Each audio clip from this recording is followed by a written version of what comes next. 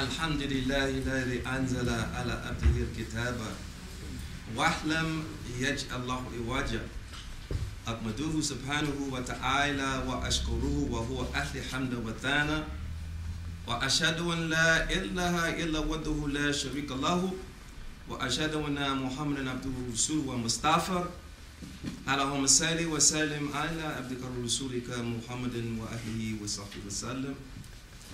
Alhamdulillah, we thank Allah Almighty for another opportunity. It is just so amazing,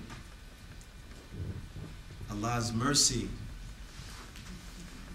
and yet we show very little gratitude for Allah's mercy. If we could ever learn to show more gratitude to Allah's mercy, Allah will give more mercy. This is our time now. And we have to take this as seriously as we take inhaling and exhaling. Because we're the descendants of those who have gone before us, some being believers, some being unbelievers. And Allah Almighty has said, go and study what has happened to those who were obedient to Allah and those who were disobedient to Allah. Now that we're here, we have to prepare the next generation. We have to prepare our children.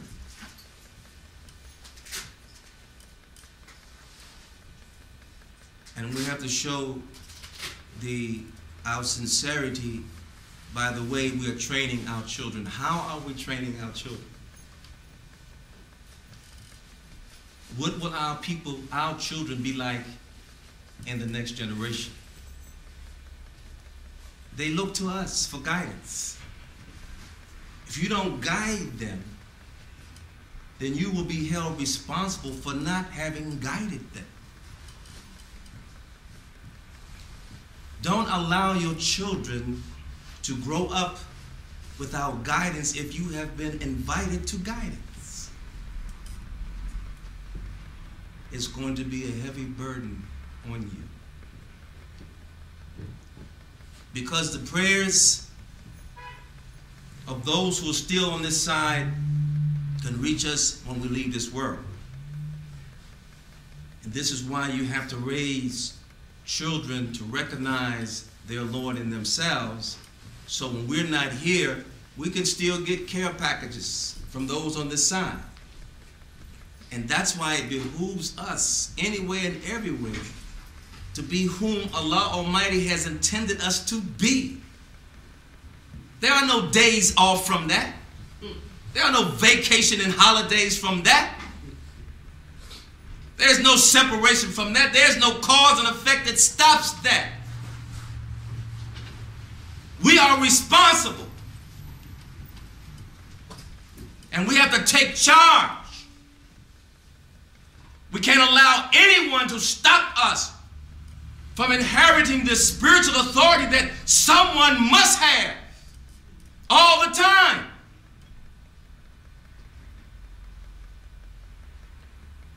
Some of the Bene Israeli people, and as we speak about them, we are also like them. After Musa alayhi salam, the Bene Israel people, all that they had been shown, all these signs, all these miracles. They had the prophet of Allah among them. They had inheritors of the prophet among them. They started to disobey the prophets. They started to kill some of them, and they started to deteriorate.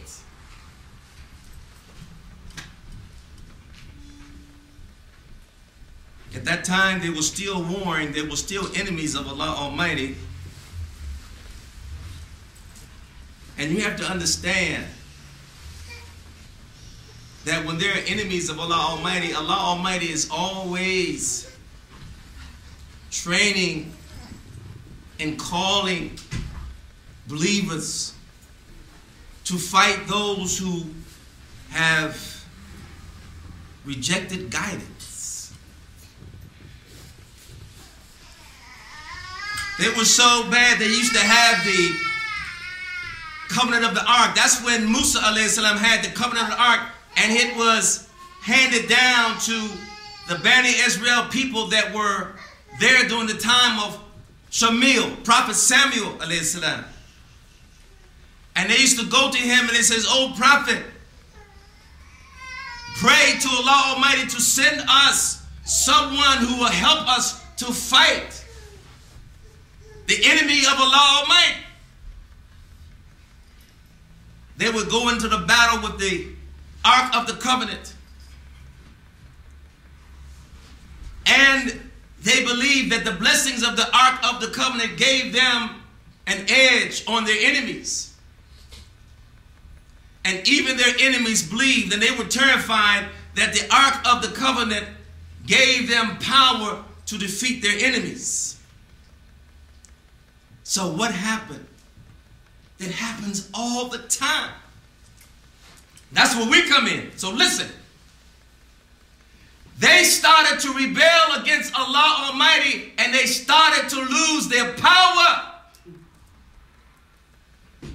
Allah Almighty started to take from them, the prophets started to take from them the inheritance of the prophets. Then their enemies overcame them and took the Ark of the Covenant from them. Took their power. Satan took their power. Gangsters just snatched their power because they didn't deserve it. They become lazy and idle-minded and trifling and rebellious. They were not educating their families and their children to obey Allah Almighty. And each generation started to become worse than the others. They started getting away from their religion. It started to reflect in their actions and their dress and everything. They got away from it. Just like we take on bad habits, you can take on good habits. So they went to Prophet Shamil alayhi salam to help them. Oh, pray to Allah to help us. And Allah sent angels Jibril to him and says, "I will send to you someone." And he was saying, "How can I recognize him?" He says, "When you see him, you will recognize him." So there was this farm boy working with his father. And he had sheep, they had donkeys. And some of them started to stray away. And he and one of his companions, they went for miles and miles out of the way from their camp to look for the donkeys and the cattle.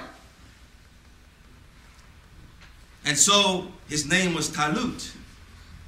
Saul, as we know it, but Arabic Talut.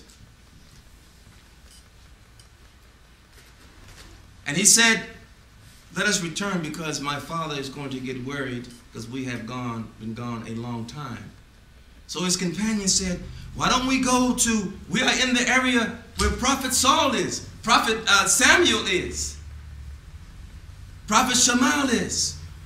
Let's go ask him about the stray donkeys." Everything means something. Allah doesn't waste any power. We've lost our wisdom, so we're like lost sheep.